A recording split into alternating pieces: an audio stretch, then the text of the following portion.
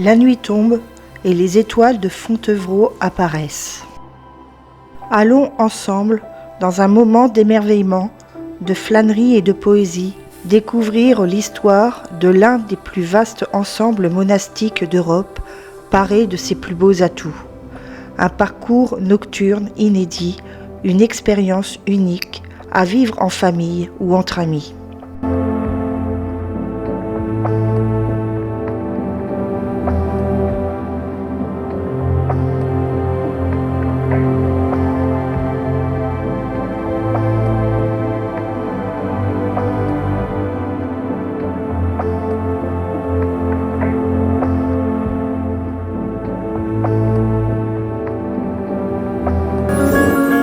Ce sont les puissants qui ont permis à cette église et à ce cloître de sortir de terre, d'en faire un lieu de quiétude qui a résisté au siècle.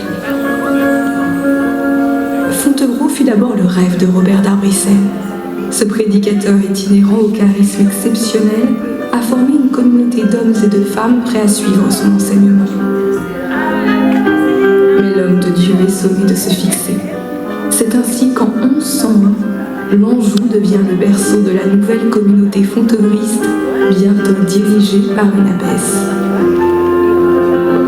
Le comte d'Anjou Foulques V et le pape font partie des puissants protecteurs de l'abbaye. Les terres et les rentes offertes aux fontevristes permettent à la communauté de prospérer. Année après année, les modestes bâtiments de bois sont remplacés par le tuffeau blanc. Les vitraux laissent entrer la lumière divine et la ferveur silencieuse se fait règle.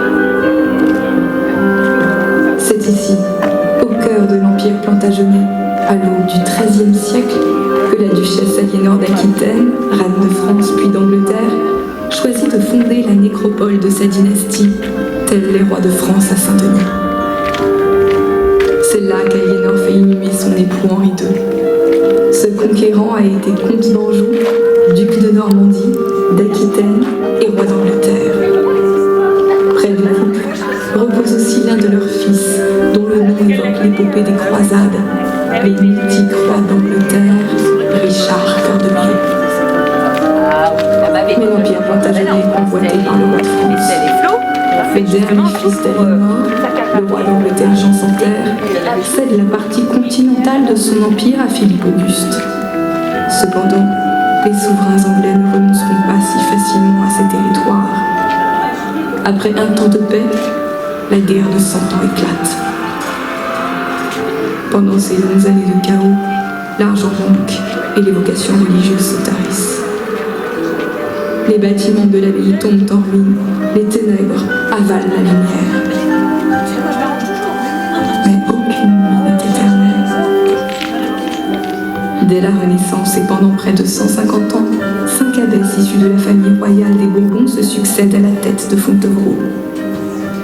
Elles entreprennent des travaux et redonnent son prestige à leur ordre. Sous Louis XIV, alors que le royaume de France est à son apogée, l'abbesse Gabrielle de Rochechouart, la sœur de la marquise de Montespan, la favorite du roi Soleil, fait de l'abbaye un sanctuaire puissant. La Révolution française fait pour ces lieux office de crépuscule. L'ordre fondé par Robert d'Arbrissel disparaît, mais son œuvre et celle des abbesses est toujours là, sous vos yeux. Il ne vous reste plus qu'à y pénétrer.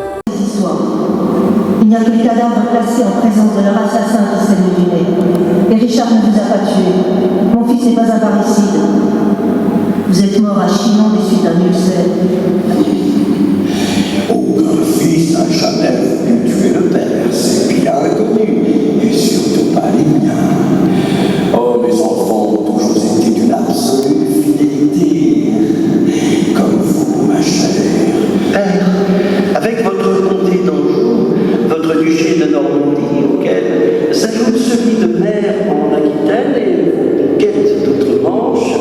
Vous avez constitué un empire allant de l'Angleterre aux Pyrénées. Je crois sincèrement que vos fils et votre femme pouvaient vous aider à le gouverner. C'est évident. Je dirigeais déjà mon propre duché à 15 ans.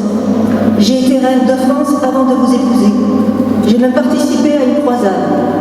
Vous n'avez tout de même pas cru que j'allais me limiter à vous faire des héritiers et à broder des tapisseries? Vous m'avez offert 3 filles et 5 garçons. Impossible d'éviter les problèmes de succession avec tant d'enfants.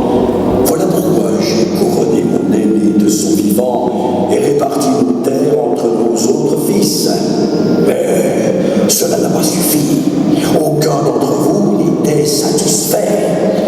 Et vous, ma chère perfide épouse adorée, vous avez poussé vos fils à me déclarer la guerre. Vous nous avez affaiblis face au roi de France. Vous méritiez bien que je vous garde à vue dans vos beaux châteaux. Vous m'avez séquestré pendant 15 ans. Je vous ai offert des vacances, nuances.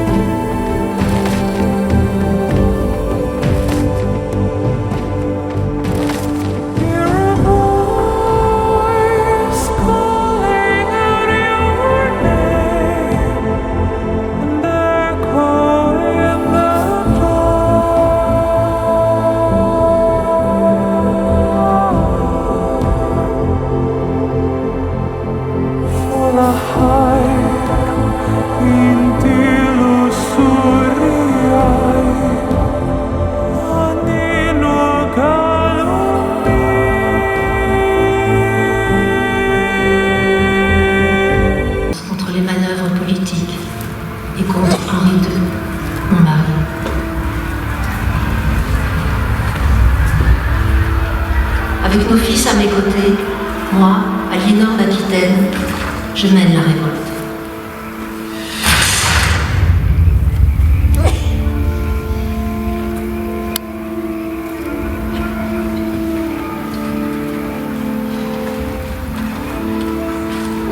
Notre défaite est brutale, tout comme ma punition. Éloignée du pouvoir, je suis retenue captive en Angleterre.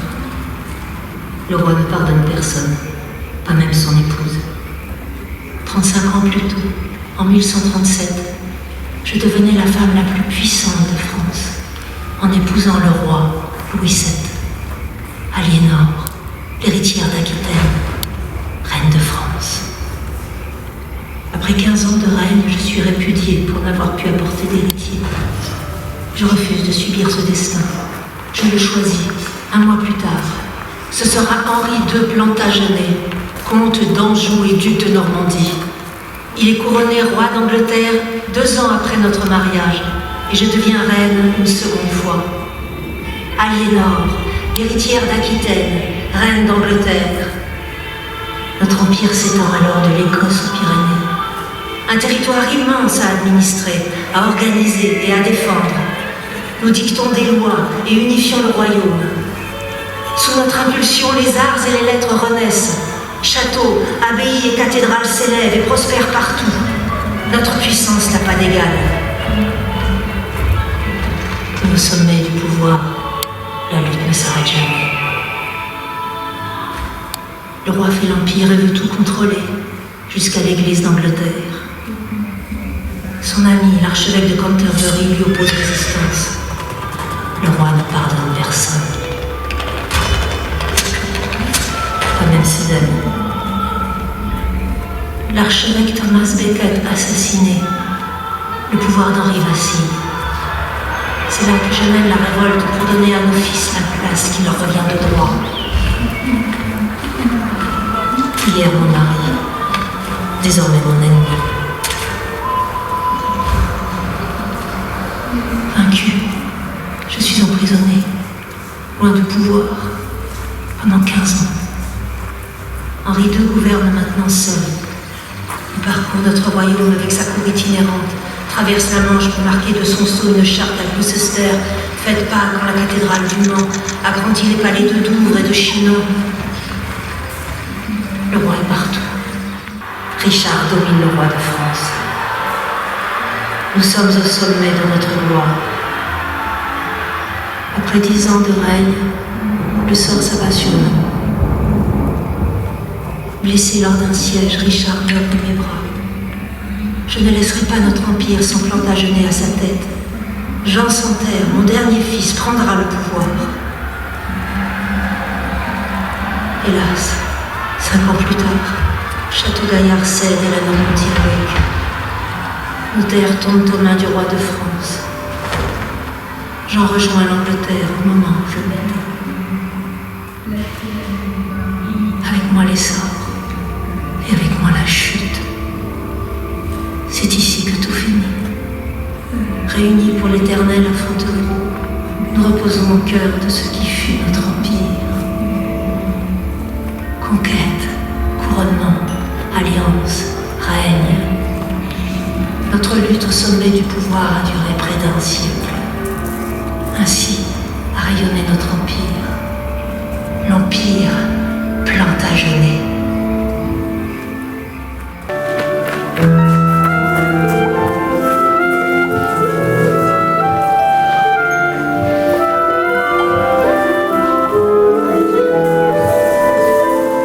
Sur laquelle les hommes et les femmes de Fontevraud ont écrit leur histoire.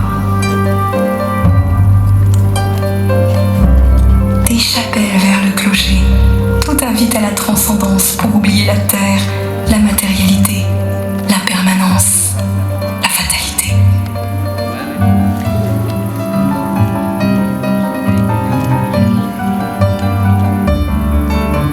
Au commencement était le paradis terrestre avec ses plantes luxuriantes et son été sans fin. En son cœur croissait l'arbre de la connaissance aux fruits amers, les seuls que Dieu avait interdits à Adam et Ève.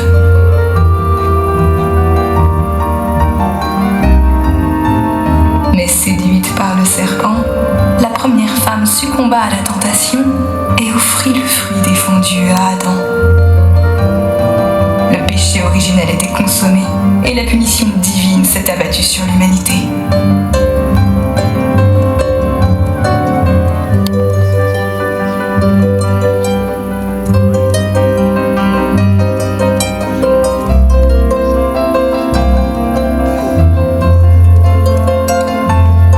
Fontevraud est l'histoire d'une rédemption.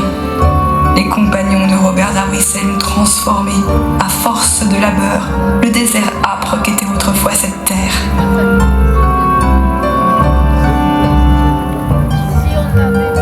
Ils ont, de leurs mains blessées comme le front du Christ sous sa couronne, déraciné les ronces et détruit les épines pour élever leur abbaye aussi blanche et resplendissante que la lumière divine.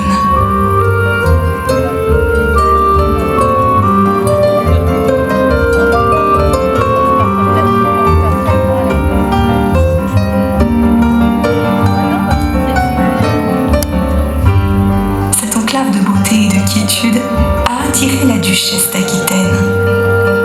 Aliénor a choisi cet Éden de pierre comme jardin immortel où pourrait croître d'éternels genêts.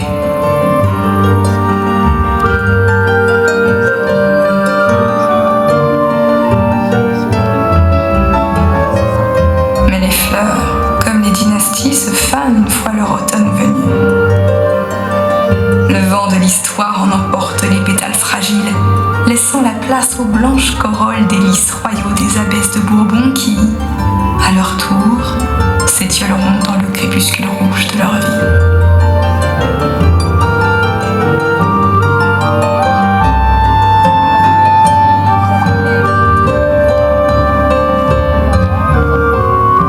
Vanité des vanités, la pierre élevée par le génie des hommes défie les siècles mieux que la nature. Seule la beauté créée à force de volonté, d'espoir et d'effort sauve notre humanité des ténèbres de l'oubli. Elle nous ouvre le chemin de l'éternité. À vous de l'emprunter.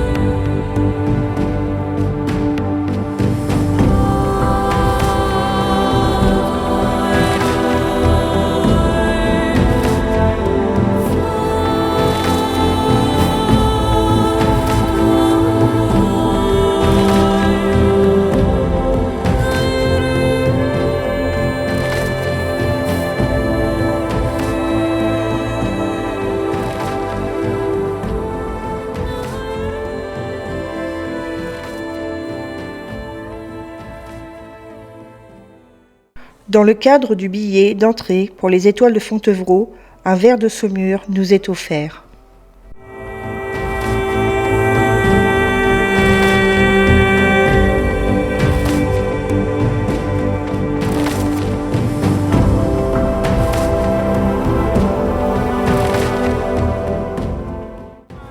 Pour terminer, une petite coupe de bleu pétillant ou du jus de pomme pétillant sans alcool. Je sais plus, il y a du lait ou du jus de pomme pétillant. De bleu. Eh ben, le saumur pétillant aussi. Saumur pétillant. S'il vous plaît. Saumur. Le choix est difficile. Peut-être que tu prendras la Super, merci beaucoup, bonne dégustation. Merci. Bonsoir mesdames. Alors, vous faites comme ça. Que nous irons déguster dans la magnifique cuisine romane du XIIe siècle.